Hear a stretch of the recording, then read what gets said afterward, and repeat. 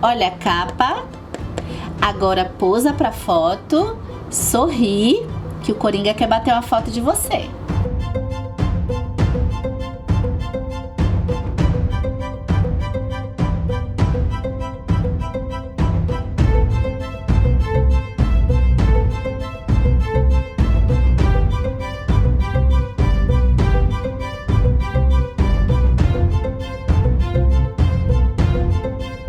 E aí, como vai ser o seu sorriso para a foto do Coringa? Vai ser um sorriso rasgado? Ou vai ser um sorriso autêntico? Você pode botar uma máscara para sorrir também. Até porque, de acordo com essa historinha aqui, eu tô começando a acreditar que a vida, de modo geral, pode ser uma piada mortal. Se você caiu nesse vídeo de paraquedas, seja muito bem-vindo. A gente tá no nosso primeiro episódio do especial A Piada Mortal, Batman, A Piada Mortal, a HQ. Nesse primeiro episódio da série, a gente vai conversar um pouco sobre alguns temas da piada mortal sem spoilers. E se você quiser mais informações de como funciona essa série, é interessante que você assista ao vídeo do episódio 0, que é o vídeo que eu explico um pouco sobre para que ler Batman e como que a gente vai conversar nos próximos vídeos sobre as temáticas de A Piada Mortal.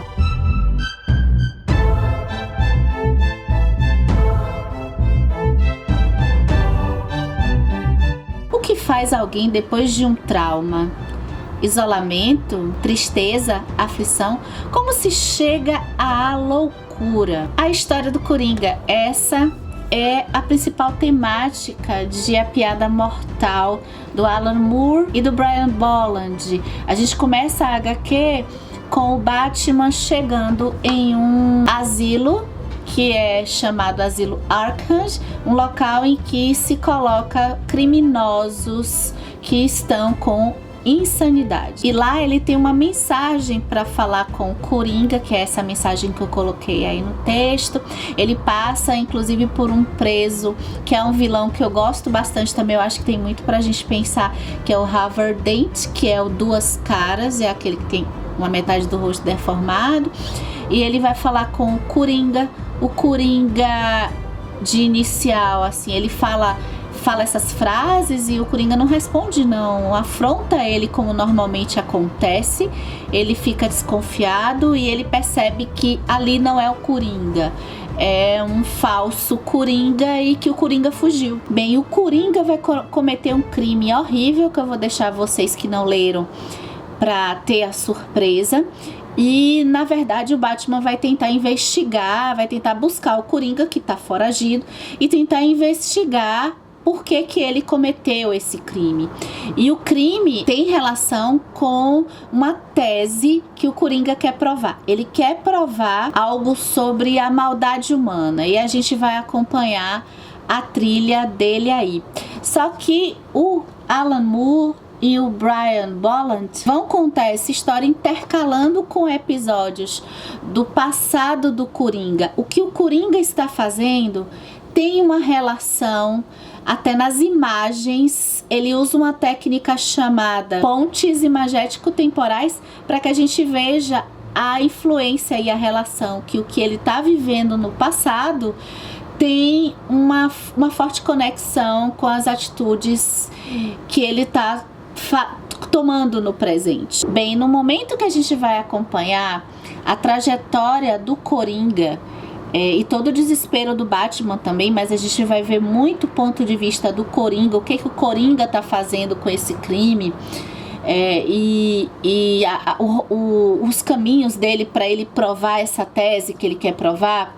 Tudo isso vai fazer a gente, e tanto quem não leu outras histórias do Batman que vieram antes dessa, quanto como eu, por exemplo, quanto quem leu, eu acho que fica muito nítida a conexão de diálogo que existe entre as trajetórias do Batman e do Coringa, porque a gente já conhece o passado do Batman, a gente sabe que ele foi movido por um trauma que acompanha até os dias que ele já é o Batman. A gente conhece também toda a situação política e social e econômica de Gotham, e isso vai ter um diálogo muito forte com as razões que deram origem ao Coringa. Aí vem o primeiro ponto dessa HQ de discussão, assim. Tem muitas pessoas e muitos textos que reclamam da justificativa do vilão, de se justificar a maldade, de se justificar a existência de um vilão como Coringa, por exemplo. E naquele do Vídeo Zero eu comento, né? É o vilão dos piores dos piores. É a pessoa que não se importa em morrer, que não se importa com ninguém ao redor dela, não tem parente, não tem ninguém, e também não quer dinheiro nem poder. Então é muito difícil de lidar com esse tipo de vilão.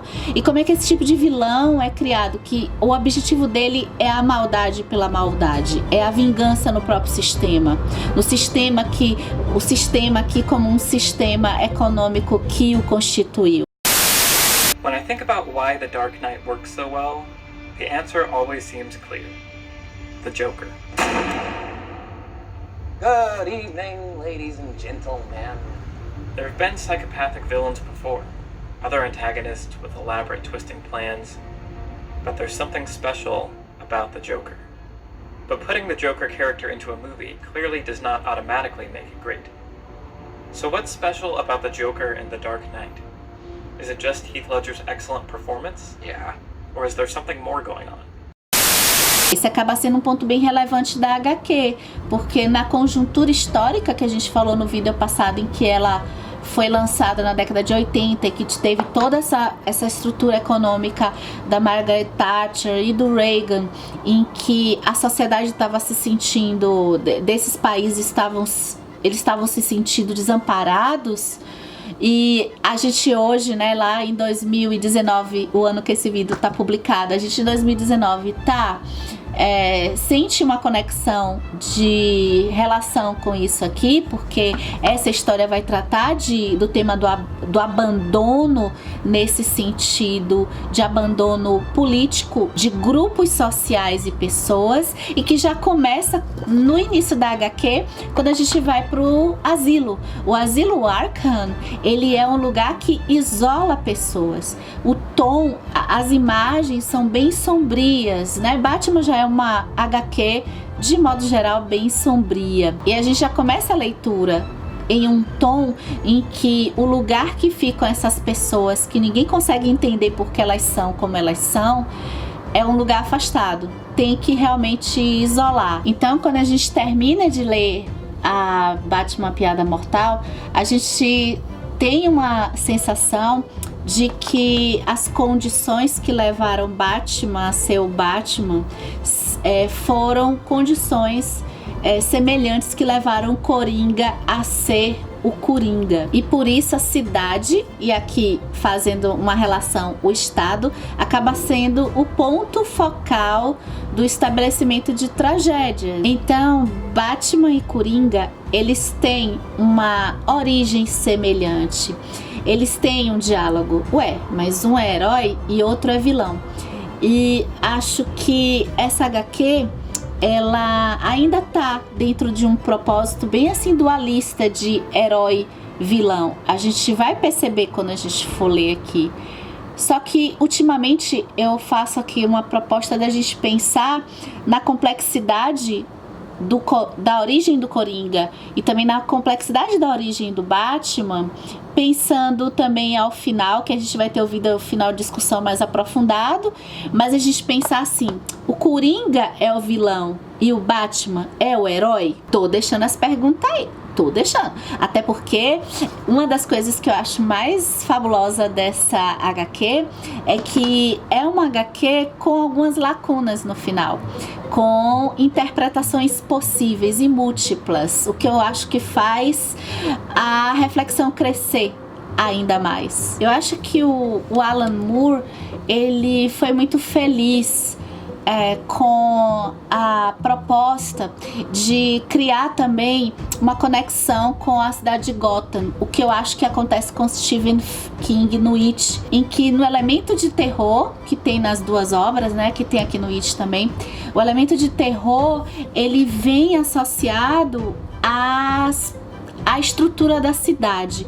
No caso da Piada Mortal, a gente vai ver um pouco de crítica política, socioeconômica, e no caso do Stephen King seria mais social mesmo, a coisa do comportamento dos adultos.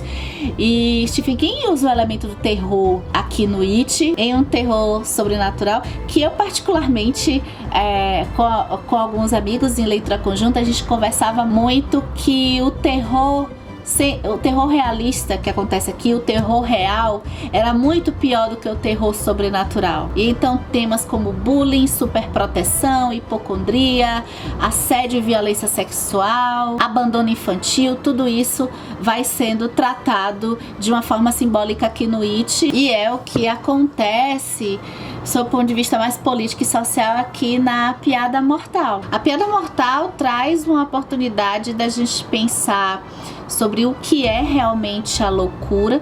Logo no início da HQ, existe uma frase no asilo de Arkham e que diz assim: você não tem que ser louco para trabalhar aqui, mas isso ajuda. E isso trago a segunda referência aqui dessa série, que é o Alienista, do Machado de Assis. A gente não tem dúvida de quem tá ali no asilo de Arkham são pessoas loucas.